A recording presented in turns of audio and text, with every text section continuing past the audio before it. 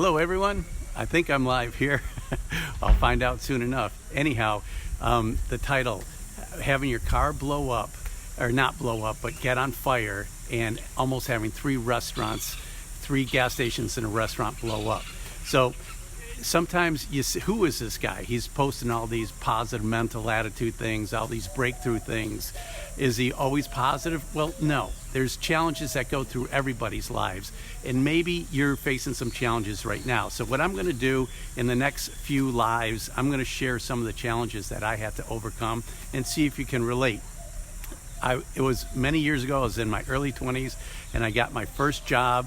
And this is when I say first job, the first job was teaching people how to drive ski boats on Lake Powell, and I ended up living in a cave. But now I'm like, okay, I'm going to move to California, and I'm going to start a real job. So I got a job selling suitcases, business to business. And it was my first week in the business, and they said, who wants to go on a road trip to Las Vegas? And I'm like, well, I'm living out of my car right now. I traded my motorcycle for a 68 Ford Falcon station wagon, and I decided to go on this road trip. So there I am. I got all the suitcases in my car. We're cruising down, and we're in Barstow, California. If you've ever been in Barstow, California, there's not much out there, especially in the early 80s.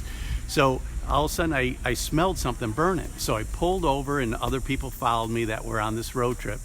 And I pulled into this gas station, and all of a sudden this guy goes, your car's on fire. And I heard this pop, and I do the Starsky and Hutch roll out of the car like, what's going on? And I saw that the flame was coming out of the rear tire. But the problem is I was on the holding tanks. And it's crazy when you see your car getting engulfed in flames. People saw me on the holding tank. So there were 3 gas stations and a restaurant. Everybody ran away from the restaurant, from the gas stations, into the desert, and I'm just freaking out like, there's my life, everything I own. I'm standing there in the desert with a pair of Bermuda shorts, a t-shirt. Oh, did you hear the monkeys? Sorry about that. He likes the story.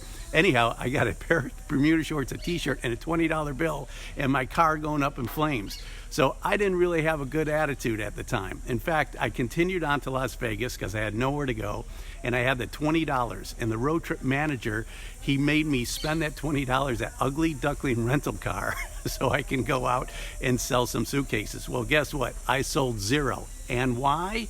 Is because I focused on, I got nothing now. All I have is the shirt on my back, these shorts, the $20 is gone, my car is gone. What am I going to do?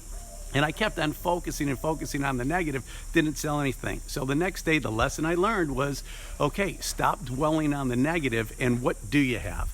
Well, I have my feet. I have my legs. I can walk. So I grabbed the suitcases, and from the hotel, I walked up and down because I knew that if I sold a suitcase, I could at least get a new pair of underwear and another shirt for tomorrow because I had to rinse my clothes out in the Motel 6 sink and let it dry out.